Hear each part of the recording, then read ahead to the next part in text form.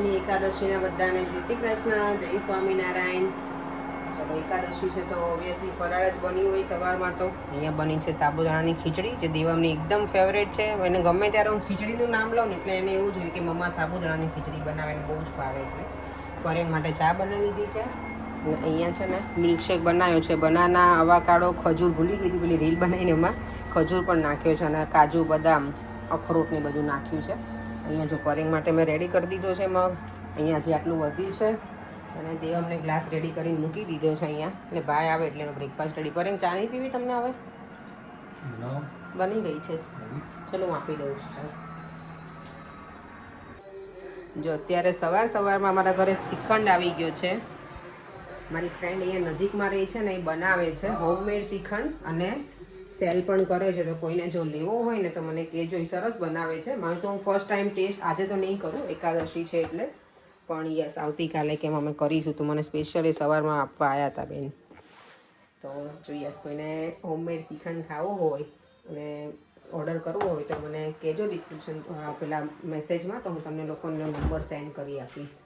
અને યસ ખાલી લંડનમાં જ છે, અને એ પણ વોટફોર્ડ એરિયામાં છો. એટલે બીજા કોઈ એરિયામાંથી મને નહીં ખબર એ કરે કે કોઈ પિકઅપ કરે વસ્તુ તો ચાલે, પણ એ કોઈને ડિલિવર કરતા નથી અત્યારે આઈ થિંક. પણ તો પણ હું અમને પૂછી લઈશ જ્યારે મને મળશે ને ત્યારે. ચાલો તો હવે આપણે સલૂન જવાનો ટાઈમ થઈ ગયો છે, તો નીકળીએ ફરે. ચાલો ના ભગવાને ધરી જળ. ચલો જો હું જ્યારે પણ અહીંયાથી નીકળું ને ફ્લાવર જોઉં ને એટલે અહીંયા હું સ્ટોપ કરું. તો મને એટલા ગમે ને જોવા, બહુ જ બ્યુટીફુલ છે. આ તો જો આખા નમી પણ ગયા છે, કેટલા મસ્ત છે ને. એમાં પછી વરસાદનું પાણી એટલે એકદમ ફ્રેશ થઈ ગયા છે. તો જો અત્યારે બને છે ફરાળી ભાખરી, અને અહીંયા બન્યું છે વઘારેલું દહીં. આજે ફ્રેન્ચ ફ્રાઈઝ ના બની બેટા, ઓકે છે ને, પણ પછી બહુ હે ને હમણાંથી બધું બહારનું આપણે ખાતા હોય ને, એટલે ફરાળી ભાખરી સારી. અને જોડે દહીં. અને જો રોટી મેકરમાં બને છે આપણી ફરાળી ભાખરી. કારણ કે નોર્મલી છે ને હાથથી બનાવવા જઈએ ને તો પેલું શું કે ફાટતું જાય છે ચારે બાજુ, એટલે રોટી મેકરમાં સરસ બની જાય છે. અને મેં આમાં બ્લેક પેપર એડ કર્યું છે, ખાલી મીઠું બસ, અને મોણ નાખ્યું તેલનું. અને રોટલી લોટ જો નહીં પણ પરોઠાનો લોટ જેવો લોટ બાંધ્યો એટલે ભાખરી બની જાય. પછી રોટલીનો લોટ કદાચ ઢીલો બાંધો ને તો પછી પરોઠા જેવું બને. એટલે મેં થોડીક જાડી ભાખરી હોય તો ગમે ખાવી. એટલે અને ઉપર પછી ઘી લગાવી દઉં છું, શેકવાનું નહીં તેલમાં. એટલે આમને નોર્મલ આપણે ભાખરી જેમ ચોડાવીને એમ ચોડવી અને પછી ઘી લગાવી દઉં એટલે સરસ બની જાય. બરાબર, બહુ ભૂખ લાગી છે. ચાલો આજે ઊનો લઈને બેસી ગયા છીએ. ઊનો થઈ જાય ને ત્યાં સુધી રમશું અમે, નહીં? ઊનું એટલે શું ખબર તને ગુજરાતીમાં? ગરમ. હા, ઊનું. બહુ ઊનું લાગે છે એમ કહીએ અમે. કંઈક ગરમ હોય ને એને એવું કહે ઊનું. અને ઊનો તો દેવ મને બેસાડી દીધી છે એની સાથે રમવા માટે ઊનું. મને તો દર વખતે આ યાદ કરાવવું પડે બેટા, કેવી રીતે રમવાનું તો ભૂલી ગઈ હોય પછી. એટલે એમ નહીં, પણ પછી ભૂલી ગઈ હોય ને તારે મને સ્ટેપ તો યાદ કરાવવા પડે ને બેટા. આજે તો એકાદશી છે, આવતીકાલે છે 12 જૂન અને 12 છે. અને 12 જૂન એટલે અમદાવાદમાં જે આપણું પ્લેન ક્રેશ થયું હતું ને, કેટલા લોકો એનો જીવ ગુમાવ્યો હતો. એનું 1 વર્ષ પૂરું થઈ જશે આવતીકાલે. તો બધાના દિવ્ય આત્માને ભગવાન ખૂબ ખૂબ શાંતિ આપે એવી ભગવાનના ચરણોમાં પ્રાર્થના. અને ભગવાનને પ્રે કરીએ કે એમનો આત્મા સરસ જગ્યાએ જશે એમ.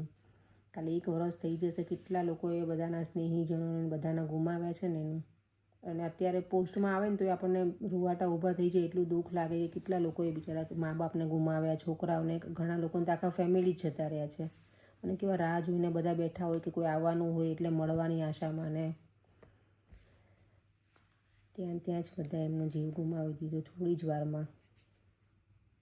શું છે તને બધા માટે? શું કહેવાય? તું કોઈને પેલું કરે, આપણે પ્રે કરીએ તો આપણે શું કહીએ ભગવાનને પ્રે કરીએ ત્યારે? બધાને લાઈક શાંતિ લાઈક હોય ને. કેમ અત્યારે જો ભૂત બંગલા ચાલે છે ને, હવે કે મારે ઉપર જવું છે, કેમ એમ કરવાય? પેલું કહીશું ઉપર જવું. હા, કેમ બીક લાગે? બોલો. અત્યારે પરેંગ ઓળા ખાય છે, સિંગના ઓળા. લીલી સિંગ હોય ને ના, અને અહીંયા ભૂત બંગલા ચાલે છે. દેવન આજે કેટલા વગાડ્યા તે મારા દીકરાએ? ચલો ખબર નહીં કરતો. ટીવી જોવામાં તો એટલો મારો છોકરો માસ્ટર છે ને કે એને સ્ક્રીન ટાઈમ ઓલો કરવો જ ના હોય. મને કે ક્યારે બરાબર સર્વિસ કરવી તારી. ના નહીં, કાલે ટેબ્લેટ ને બધું કરે, હું આપીશ નહીં એને. હગી વાળો જો લોપડો કેટલો જબરો જોયું. મસ્કા બન સેન્ડવિચ. મસ્કા મારતા કેવું આવડે છે. નાઇટ ડ્રેસ પહેલે જ મારો દીકરો ને. ચલો જય શ્રી કૃષ્ણ.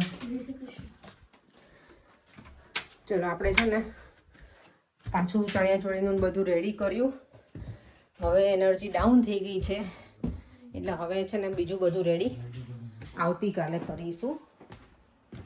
અને મારી બધી ફ્રેન્ડને બધાને મેં કીધું છે સન્ડે અમારા ઘરે છે ભજન, પણ એ બધા નથી આવી શકે એમ, કારણ કે ઓબ્વિયસલી બધાને કંઈક ને કંઈક છે. એટલે હું જો એ ટોવેલ નાખીને સૂતી છું. મારા ઓઇલવાળા હેર છે ને, આ વખતે મેં ઓઇલ રહેવા દીધું છે કારણ કે બહુ જ મારા હેર એટલા બધા ઉતરે છે ને હદ વગરના. તો મેં વખતે રહેવા દઈએ આપણે હેર ઓઇલ. તો જોઈએ પછી હેર જ્યારે વોશ કરું ત્યારે કેવા રહી છે. આ વખતે મારી ટ્રીટમેન્ટ જ ઇન્ડિયા કરાઈ નથી બરાબરથી. બહુ જ હેર મારા ડેમેજ થઈ ગયા છે. પરેંગા જ્યારે બોલાય નહીં હેરનો, નહીં તેમ બોલે પાછા, હે ને. વ્યુઅર્સની કોમેન્ટ એ સરસ આવી છે, બહુ જ મસ્ત કોમેન્ટ હતી. મને તો મજા પડી ગઈ. પરેંગ મને નહીં ખબર ત્યાં ઓકે બેગ ઉપર હતું, સોરી. એમણે સરસ કોમેન્ટ કરી છે. શું નામ હતું પરેંગ? હિના. ઓકે, હિનાબેન છે, શિકાગોમાં રહી છે. એમની કોમેન્ટ હતી કે એણે સરસ મારી કોમેન્ટ મારા માટે કરી. બહુ જ ગમી, દિલ ખુશ કરી દીધું મારી. એટલી સરસ કોમેન્ટ કરી હતી એમણે, તો થેન્ક યુ સો મચ. અને બધાની મસ્ત મસ્ત કોમેન્ટ છે, તો બધાને દિલથી થેન્ક યુ. અને ચલો વિડીયોને એન્ડ કરી દઈએ. અને બધા જે આપણા પ્લેન ક્રિશમાં જે આપણા જેટલા પણ વ્યક્તિ મૃતકોના આત્માને ભગવાન શાંતિ આપે એવી ભગવાનના ચરણોમાં પ્રાર્થના. અને એ જ સાથે આપણે વિડીયોનો એન્ડ કરી દઈએ. ફરીથી મળીશું કાલે નવા વિડીયો સાથે. Bye bye. જય શ્રી કૃષ્ણ. જય સ્વામિનારાયણ.